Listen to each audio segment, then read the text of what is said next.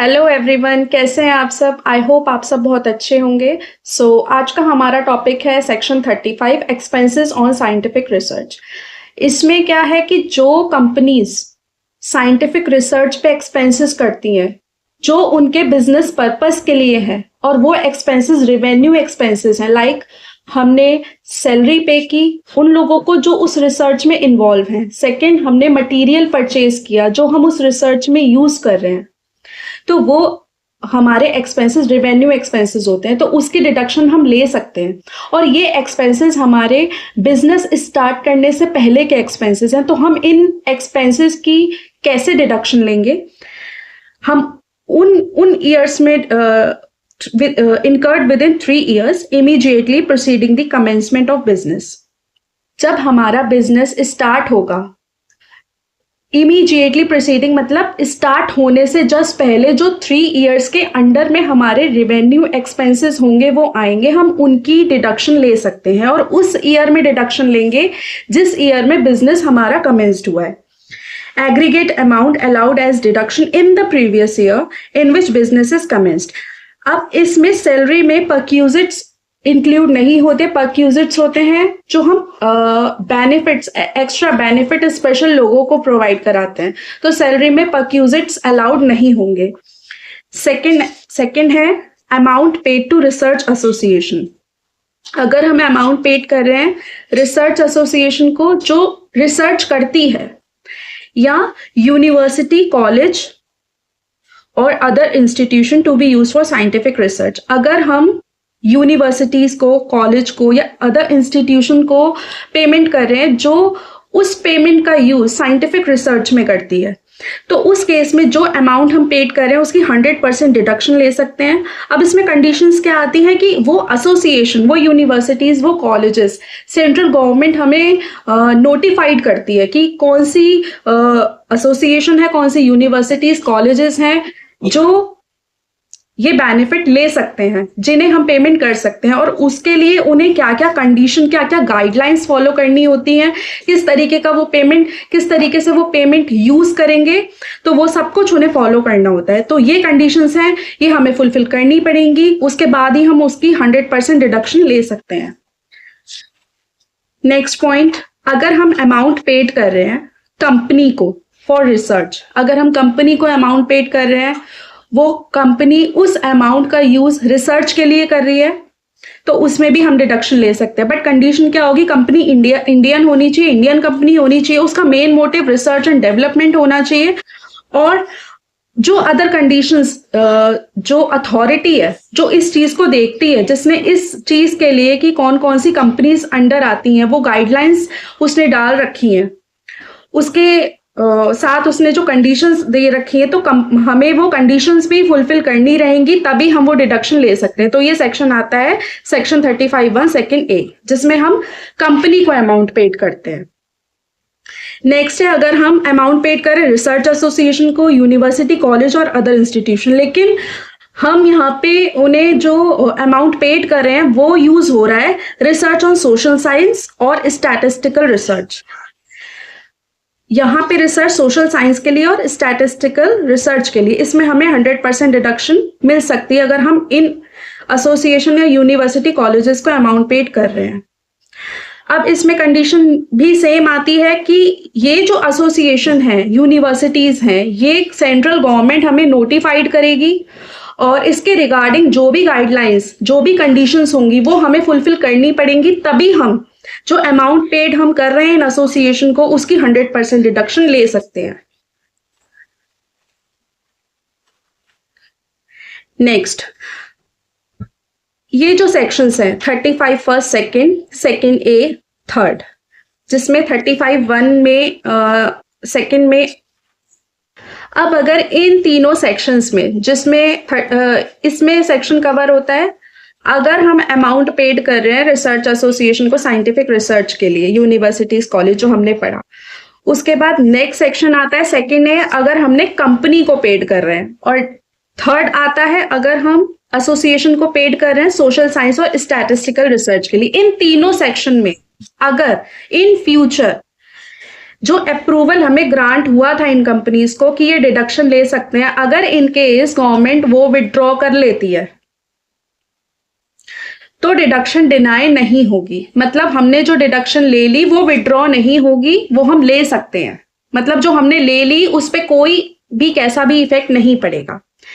इसके बाद है, अगर हमने कोई कैपिटल एक्सपेंसेस किए रिसर्च पे रिलेटेड टू बिजनेस, बट वो एक्सपेंडिचर लैंड में नहीं होने चाहिए। मतलब हम कोई भी कैपिटल एसेट खरीद सकते हैं बट लैंड नहीं खरीद सकते, लैंड इंक्लूड नहीं होती।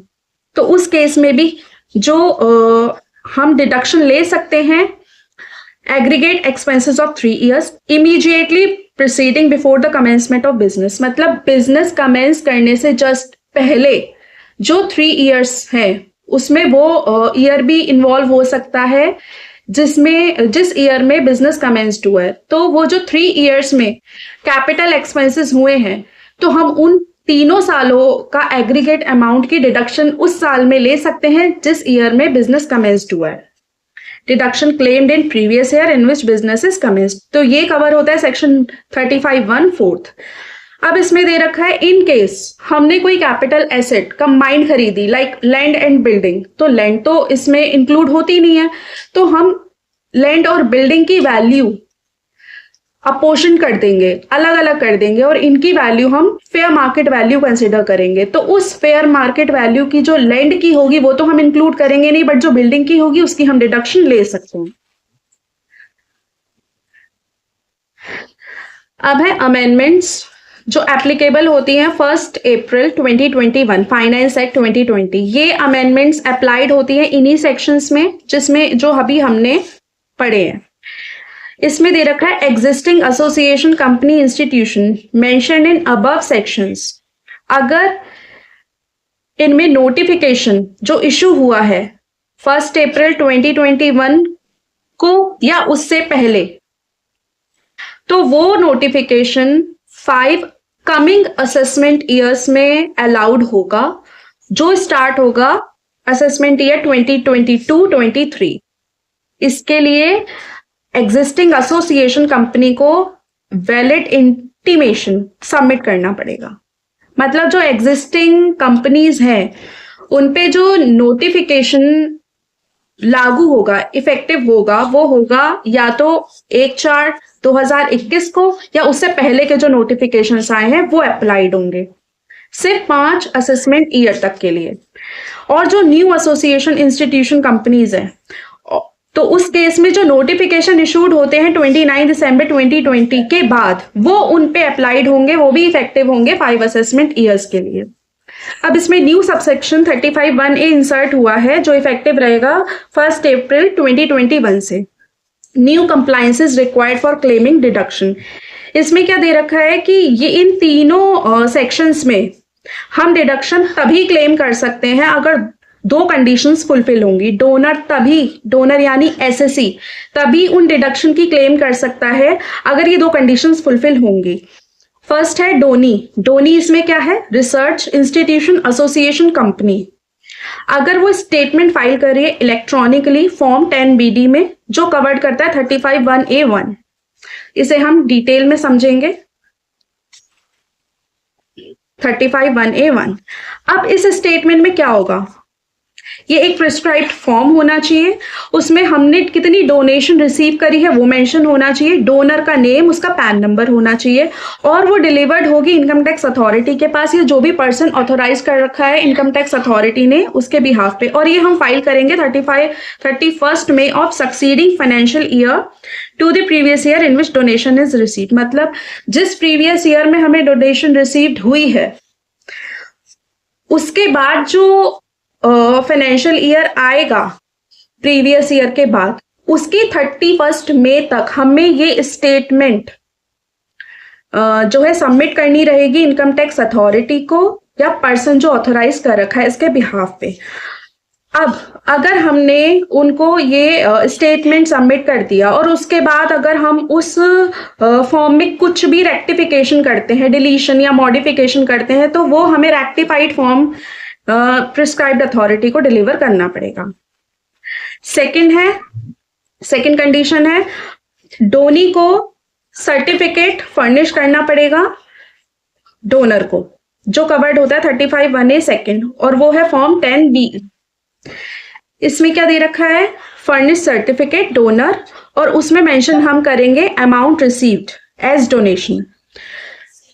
Provide certificate within 31st May of succeeding financial year to which the previous year in which donation is received. इसमें भी वही टाइम लिमिट दे रखी है जो हमें इस सेक्शन में टाइम लिमिट दे रखी थी। इसमें हमें स्टेटमेंट देनी है और इसमें हमें सर्टिफिकेट डोनर को देना है, जिसमें हमने कितना अमाउंट रिसीव किया वो मेंशन रहेगा। सो सेक्शन 35 को हम एक एग्जाम्पल के थ्रू समझेंगे। लाइक बिजनेस स्टार्ट होता है 1 जनवरी 2024। ये हमारे एक्सपेंसेस हैं, ईयर एंडेड 23, 22, 21, 20। ये हमें लास्ट 4 ईयर के एक्सपेंसेस दे रखे हैं। एक्सपेंसेस है सैलरी टू पर्सनल, हमने सैलरी पे की, परक्यूजिट्स पे किए, rent for premises, raw material consume हमने किया, कैपिटल एसेट परचेज की। ये हमारे एक्सपेंसेस है। अब हमें बताना है कि हमें डिडक्शन कितनी लेनी है। अब बिजनेस स्टार्ट हो रहा है 1 जनवरी 2024, यानी फाइनेंशियल ईयर हो गया 2023-2024। हमने पढ़ा है कि हम इमीडिएटली प्रीसीडिंग, मतलब इससे पहले, तुरंत ही, इमीडिएटली इससे पहले के जो एक्सपेंसेस हैं जिस ईयर में आ रहे हैं वो हमें कवर्ड करने हैं। तो 1 जनवरी से पहले के जो एक्सपेंसेस होंगे, यानी जो इसी प्रीवियस ईयर में आए 23-24, वो हम काउंट करेंगे, जिसमें ये आया 3 लाख।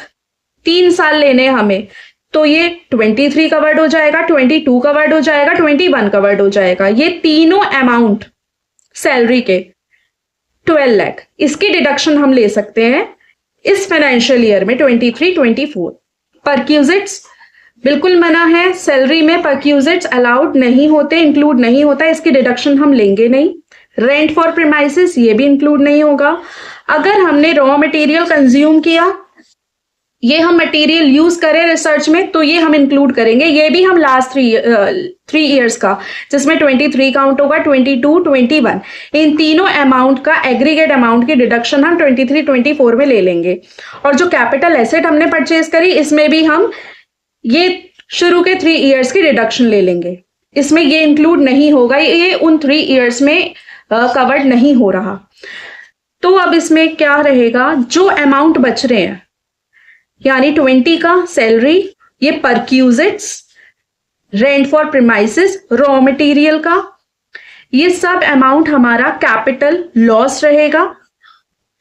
ये देखिए, सैलरी जो हमारी रह गई है 20 की, परक्यूजिट्स, रेंट फॉर प्रीमाइसेस और रॉ मटेरियल जो हमने कंज्यूम किया है, यानी ये जितने भी रिमेनिंग अमाउंट्स हैं ये कैपिटल लॉस होंगे।